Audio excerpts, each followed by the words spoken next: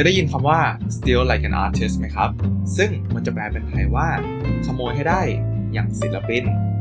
การขโมยในที่นี้ไม่ได้หมายถึงการลอกเลียนแบบแต่มันคือการนำสิ่งดีๆของคนอื่นมาต่อยอดและพัฒนาเป็นผลงานของตัวเองไม่ว่าจะเป็นการเล่าเรื่องที่น่าสนใจ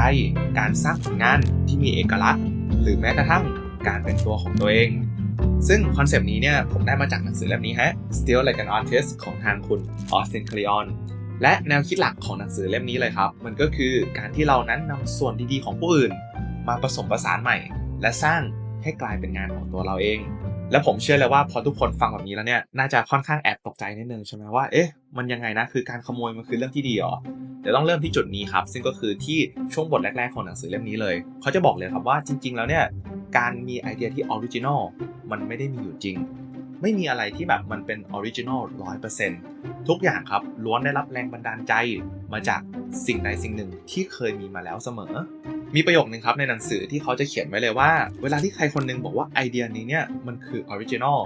โดยส่วนใหญ่แล้วนะคือคนคนนั้นอะแค่อาจจะไม่รู้ว่าแหล่งอ้างอิงของผลงานชิ้นนี้มันมาจากที่ไหนบ้างนั่นเองซึ่งพอส่วนตัวผมได้อ่านประโยคนี้แล้วเนี่ยก็มานั่งคิดนะว่ามันจริงมากๆเลยอะอย่างส่วนตัวก็คือเรียนจบมหาลัยมาใช่ไหมเราก็ต้องมีการเขียนเรียกว่าอะไรassignment ต่างๆและทุก assignment ครับทุกอย่างที่เขียนออกมามันคือผลงานของตัวเราแต่ทุกผลงานนั้นล้วนต้องมีแหล่งอ้างอิงเสมอซึ่งก็คือ reference ที่อยู่ด้านหลังพวก assignment ต่างๆนั่นเองและนั่นทำให้ผมเลยคิดครับว่ามันคือเรื่องจริงนะที่ว่าการที่เราขโมยบางสิ่งบางอย่างใช่ไหมที่เป็นคีย์เวิร์ดที่เขาใช้ก็คือการขโมย steal มันไม่ใช่การที่เราแบบทำสิ่งที่ผิดแต่มันคือการนำสิ่งที่เป็นประโยชน์หรือนำสิ่งที่ดีอยู่แล้วมาต่อยอดเพื่อยกระดับสิ่งนั้นเนี่ยให้ดียิ่งขึ้นหรือว่าทำออกมาในมุมมองของตัวเราเองแต่มันก็มีจุดหนึ่งนะที่จะต้องระวังกันให้ดีก็คือมันก็มีวิธีการขโมยที่ดีและก็การขโมยที่ไม่ดีอยู่ด้วยซึ่งทางคุณออสติน คาริออนเขาบอกว่าการขโมยที่ดีนะเนี่ยเราจำเป็นจะต้องให้เกียรติผลงานแหล่งอ้างอิงของเราจำเป็นจะต้องเรียนรู้สิ่งนั้นอย่างลึกซึ้งแล้วเราครับจำเป็นมากเลยที่จะต้องขโมยจากหลายๆคนเราไม่สามารถขโมยจากคนคนเดียวได้เพราะถ้าหากเราขโมยจากคนคนเดียวเลยเนี่ยนั่นเท่ากับว่าผลงานนั้นจะมีความเหมือนกับผลงานแหล่งอ้างอิงสูงมากและโดยส่วนใหญ่แล้วครับเหตุการณ์แบบนี้มันจะเรียกว่าการก๊อปปี้มีประโยคนึงที่ผมเคยดูคลิปของสตีฟ จ็อบส์แล้วเขาพูดไว้เลยว่าศิลปินที่ดีเขาจะก๊อปปี้แต่ศิลปินที่ยอดเยี่ยมเขาจะขโมยเพราะฉะนั้นเนี่ยตัวเขาเลยไม่อายเลยที่จะบอกว่าเขาขโมยไอเดียที่มันดีและการขโมยอย่างที่ทางคุณออสติน คาริออนเขาได้เขียนไว้มันคือการนำแหล่งอ้างอิงมากกว่า1อย่างมารวมกันครับถ้าหากเราขโมยจากแหล่งเดียวนั่นคือการก๊อปปี้และนั่นก็ทำให้เราเป็นเพียงได้แค่ศิลปินที่ดีแต่ไม่สามารถทำให้เรากลายเป็นศิลปินที่ยอดเยี่ยมได้และส่วนหนึ่งที่ผมมองว่าสำคัญที่สุดของการเป็นนักขโมยที่ดีมันคือการที่เรานั้นจำเป็นจะต้อง remix หรือว่าการรวมแหล่งไอเดียต่างๆเนี่ยให้เป็นครับเวลาที่เราสามารถได้รับแรงบันดาลใจหรือว่าได้รับไอเดียต่างๆจากศิลปินหรือว่าผู้สร้างสรรค์บางสิ่งบางอย่างก่อนหน้าเราเนี่ยเราต้องหาทางครับนำไอเดียของแต่ละคนถ้าเรามีไอดอล100คนลองนำทั้ง100คนเนี่ยมารวมกันแล้ว mix ให้เป็นสิ่งหนึ่งที่เป็นเอกลักษณ์ของเรามากๆถ้าหากคนที่พูดถึงเรื่องนี้แล้วผมฟังแล้วผมเก็ตมากเลยเนี่ยก็คือแดนโคเขาบอกเลยว่าในการที่เราจะสามารถเป็นคอนเทนต์ครีเอเตอร์ที่ดีได้เนี่ยเราจำเป็นจะต้องเป็นดีเจที่ผสมผสานไอเดียเข้าด้วยกันครับเวลาที่เรานึกถึงหน้าที่ของดีเจเนี่ยเขาคือคนที่เรียกว่านำเพลงต่างๆใช่ไหมของคนอื่นและนำเสียงต่างๆมา mix รวมกันจนเกิดเป็นเพลงใหม่หรือว่าเป็นเพลงที่แบบเรียกว่าเป็นเอกลักษณ์บางอย่างขึ้นมาซึ่งตรงนี้แหละคือสิ่งที่เราทุกคนสามารถทำตามได้ด้วยเวลาที่เราทำคอนเทนต์หรือทำอะไรก็แล้วแต่เราก็สามารถนำไอเดียแต่ละคนมา remix ใหม่และสร้างผลงานใหม่เนี่ยออกมาเรื่อยๆเพราะฉะนั้นครับให้นิยามสถาปนาตัวเองเลยว่าเราเนี่ยก็เป็นดีเจเหมือนกันดีเจในเรื่องของการนำผลงานที่เราชื่นชอบการนำสิ่งที่เราชอบดูคอนเทนต์ที่เราชอบดูมา remix ใหม่เรียกว่ามายำรวมกันและสร้างบางสิ่งบางอย่างที่มาจากมุมมองของเราเพราะในท้ายที่สุดแล้วครับมนุษย์เราเนี่ยมันเป็นสิ่งที่พิเศษมากนะไม่ว่าเราจะพยายามก๊อปปี้ใครบางคนมากขนาดไหนอะเราก็ไม่สามารถเป็นเหมือนเขา 100% ได้อยู่ดีมันแทบจะเป็นไปไม่ได้เลยเรียกว่าคือเรามีเอกลักษณ์หรือเรามีเรียกว่ามุมมองบางอย่างที่เราแตกต่างอะ เพราะฉะนั้นไม่ว่าเราจะทำอะไรไม่ว่าเราจะพยายามดึงของใครองค์ประกอบของใครมาใส่ในงานเราท้ายที่สุดแล้วพอมันรวมกันหลายๆอย่างมันจะกลายเป็นบางสิ่งที่มีแค่ตัวเราเท่านั้นเนี่ยที่สามารถทำออกมาได้ซึ่งนั่นครับก็คือมุมมองของเราที่มีต่อโลกใบนี้นั่นเองซึ่งช่องของผมเองก็เหมือนกันผมก็เริ่มต้นทำ YouTube เพราะผมได้รับแรงบันดาลใจผมเห็นผลงานที่ดีๆที่เห็นแล้วแบบรู้สึกว้าวมากรู้สึกตื่นเต้นที่ได้ดูจนทำให้ตัวผมวัย 17 ครับตัดสินใจ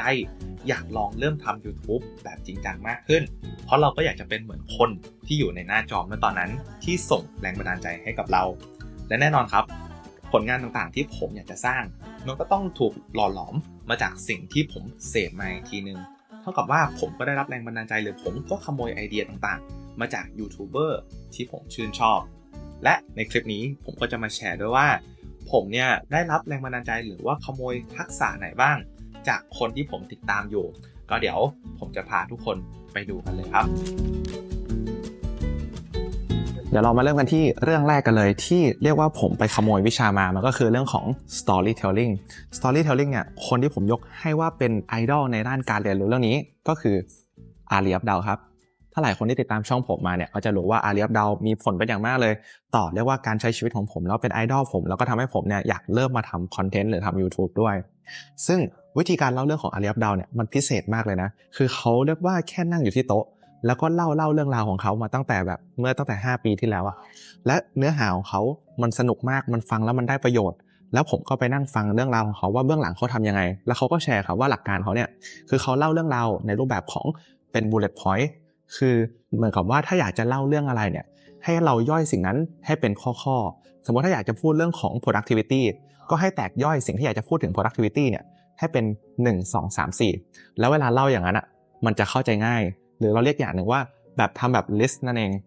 แล้วนี่ก็เป็นวิชาที่ผมเรียกว่าดูดเข้ามาครับแล้วก็ทำมากับช่องตัวเองว่าเวลาผมจะเล่าเรื่องอะไรเกี่ยวกับการที่ผมก้าวข้ามอุปสรรคอะไรมาได้บ้างเนี่ยผมก็จะสรุปมาเป็นข้อๆว่าผมทำมันได้ยังไงและนะครับทำให้เรื่องราวมันสามารถคล้อยตามได้ง่ายและผู้ฟังก็สามารถเข้าใจได้ง่ายด้วยนั่นเอง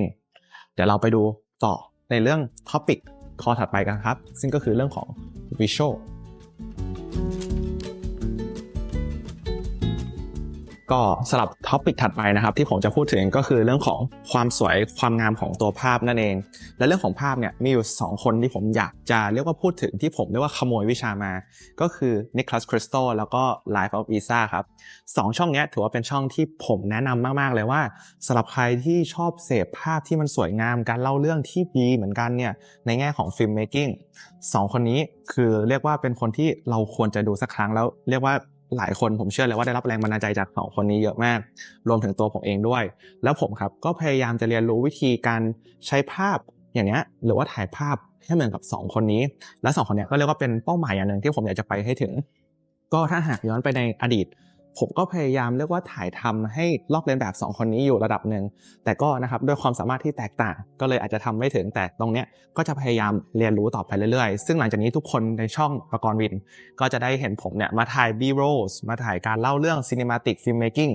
ที่มากกว่าเดิมเพราะว่าผมเรียนรู้ที่จะเรียกว่าขโมยวิชาจาก2คนนี้แล้วมาปรับปรุงเป็นรูปแบบของตัวเองในเวอร์ชันที่ดีกว่าเดิมนั่นเองครับ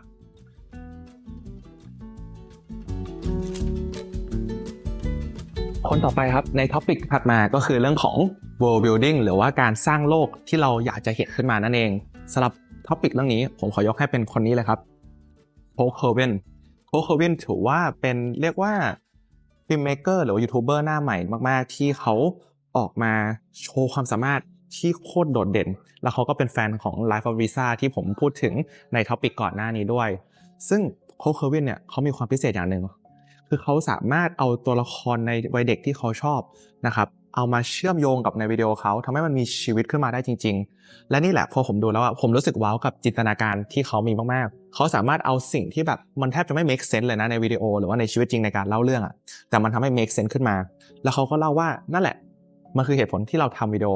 เราสร้างในสิ่งที่มันอยู่ในหัวเราเนี่ยแล้วทำให้มันเป็นจริงและนี่แหละถือว่าเป็นแรงบันดาลใจให้กับผมเยอะมากและเป็นสิ่งหนึ่งที่ผมอยากจะพัฒนาและทำมันออกมาให้ได้ในรูปแบบของตัวเองเพราะผมจะสามารถเรียกว่าสร้างคลิปวิดีโอที่เล่าเรื่องถึงมุมมองการมองโลกของผมให้มันเห็นชัดในสายตาของคนอื่นได้ยังไงและนี่ก็ยังเป็นสิ่งที่ผมพยายามจะ crack มันอยู่อย่างก่อนหน้านี้ก็พยายามทำคลิปเกี่ยวกับ inspiration ของตัวเองเนาะเกี่ยวกับเรื่องของ Dragon Ball แต่ก็ยังรู้สึกว่ายังอีกยาวไกลกว่าจะทำได้ถึงระดับโค้ชเคอร์วินแต่นี่ก็เป็นอีกหนึ่งคนที่อยากเชียร์ให้ทุกคนได้ลองมีโอกาสไปดูและดูว่าเราสามารถเรียนรู้อะไรจากเขาได้บ้างเพื่อทำให้ทักษะเราหรือว่าจินตนาการหรือว่าความครีเอทีฟของเราเนี่ยกลายเป็นสิ่งที่เฉียบคมมากขึ้นต่อไปก็เรื่องสุดท้ายในท็อปิกเรื่องของการที่ผมดึงวิชาจากคนอื่นมาเนี่ยมันก็คือเรื่องของอุปกรณ์นั่นเองเรื่องของเครื่องมือหรืออุปกรณ์เนี่ยเป็นสิ่งที่เรียกว่าสำคัญมากเลยนะเพราะว่าในการที่เราจะสามารถทำวิดีโอที่มีคุณภาพได้บางคนในช่วงเริ่มต้นเขาอาจจะบอกว่าไม่จำเป็นต้องมีเกียร์หรือว่ากล้องที่ดีซึ่งตรงนี้ผมเชื่อนะในการเริ่มต้นแต่พอเวลาผ่านไปเราอยากจะพัฒนาทักษะของเราอยากจะยกระดับคุณภาพคลิปเราให้ดียิ่งขึ้นเนี่ยการมีกล้องที่ดีมันเป็นสิ่งที่ขาดไม่ได้เลยทีเดียวแล้วเหล่าคนที่ผมชอบเนี่ยเขาต่างมีกล้องที่แบบดีๆกันทั้งนั้นอ่ะซึ่งทุกคนอย่างน่าเหลือเชื่อนะเขาใช้ Sony กันหมดเลยซึ่งเป็น Sony รุ่น A7C ขึ้นไปทั้งนั้นแล้วเดี๋ยววันนี้ผมก็จะมาเรียกว่าแชร์ส่วนตรงนี้ให้ทุกคนได้ฟังกันเหมือนกันซึ่งกล้องที่ผมใช้ถ่ายในคลิปนี้ซะส่วนใหญ่เนี่ยก็คือมาจากเจ้า Sony Alpha 7C II ครับแล้วต้องยอมรับครับว่าการที่ได้ใช้กล้องดีขนาดนี้เนี่ยประสบการณ์มันแตกต่างมากเพราะปกติผมจะใช้เจ้าตัวSony ZE-V10 ซึ่งที่ผมใช้ถ่ายอยู่ตอนนี้ส่วนตัวนี้นะครับเป็นเจ้า Alpha 7C II แล้วเดี๋ยวผมจะมาโชว์ฟังก์ชันเด็ดๆของมันให้ทุกคนได้ดูกันครับโอเคอย่างฟังก์ชันแรกเนาะก็คือฟังก์ชันของการกันสั่นอย่างตอนนี้ตัวผมเองไม่ได้ใช้เป็นเรียกว่ากิมโบใช่ไหมไม่ได้มีกิมโบนะก็คือใช้มือถือกับกล้องเลยจะเห็นว่ามันค่อนข้างนิ่งมากเลยทีเดียวแถมแสงตอนนี้ก็สวยมากด้วยใช่ก็ถือว่าเป็นฟังก์ชันที่รู้สึกว่าดีนะมันทำให้เราสามารถถ่ายแล้วก็รู้สึกไม่เหมือนกับว่าตัวเราเองนั้นกำลังเรียกว่าอะไรทำกล้องสั่นอ่ะอะไรประมาณนี้ก็ถือว่าเป็นฟังก์ชันที่ดีฮะซึ่งความพิเศษของการใช้ออโต้เฟรมมิ่งเนี่ยจะเห็นว่าภาพมันจะขยับตามตัวผมตลอดนี่ผมไม่ได้อยู่ในแอปตัดต่อนะนี่คือขยับแบบออโต้และนี่ก็ถือว่าเป็นฟังก์ชันที่ดีมากอย่างหนึ่งของ Sony ตัวนี้และฟังก์ชันถัดมาครับก็คือฟังก์ชันที่มีชื่อว่า Creative Look ฟังก์ชันนี้เนี่ยทำให้เราเรียกว่าสามารถใส่ฟิลเตอร์ไปตั้งแต่ในกล้องเวลาถ่ายคลิปได้เลยซึ่งมันเหมาะสำหรับคนที่อยากจะทำสีภาพแบบผมมากหลังๆผมเริ่มอินเรื่องของการเกลี่ยสีละเพราะฉะนั้นเนี่ยการมีฟังก์ชันนี้มันสามารถช่วยผมได้มากเลยทีเดียว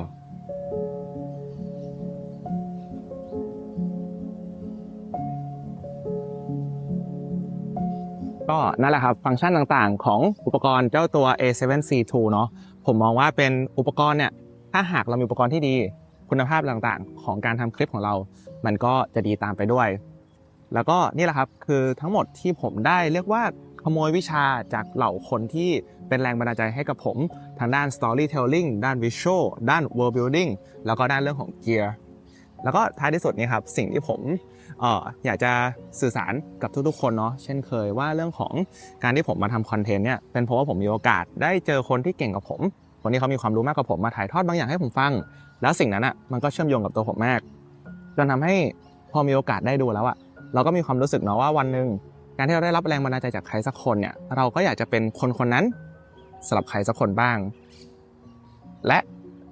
นั่นแหละครับท้ายที่สุดแล้วผมก็เชื่อจริงๆว่าการที่ผมเริ่มต้นทำคอนเทนต์จากวันแรกมาถึงวันนี้วันแรกผมไม่ได้มีความสามารถอะไรแต่เป็นเพราะว่าผมเพิ่มอินพุตผมหาไอดอลผมหาทางเรียกว่าขโมยให้ได้อย่างศิลปินเหมือนกับที่ทางคุณออสติน คลีออนได้เขียนไว้ในหนังสือเขาบอกไว้ทำให้ผมเนี่ยพัฒนาตัวเองได้อยู่เรื่อยๆเพราะฉะนั้นครับผมเชื่อจริงๆนะว่าการที่เราแต่ละคนออกมาทำคอนเทนต์เนี่ยจะทำให้เรากลายเป็นคนหนึ่งที่เก่งขึ้นดีขึ้นเล่าเรื่องราวได้ดีขึ้นและท้ายที่สุดครับก็อาจจะเป็นคนหนึ่งที่สามารถส่งต่อแรงบันดาลใจให้กับใครสักคนก็เป็นได้นะก็ประมาณนี้ครับสำหรับคลิปวิดีโอการขโมยวิชานะครับการขโมยสิ่งต่างๆก็หวังว่าทุกคนจะได้ประโยชน์กันนะครับโอเคก็วันนี้มีประมาณเท่านี้แล้วเดี๋ยวเราไว้เจอกันใหม่ในอาทิตย์หน้าสำหรับวันนี้สวัสดีครับ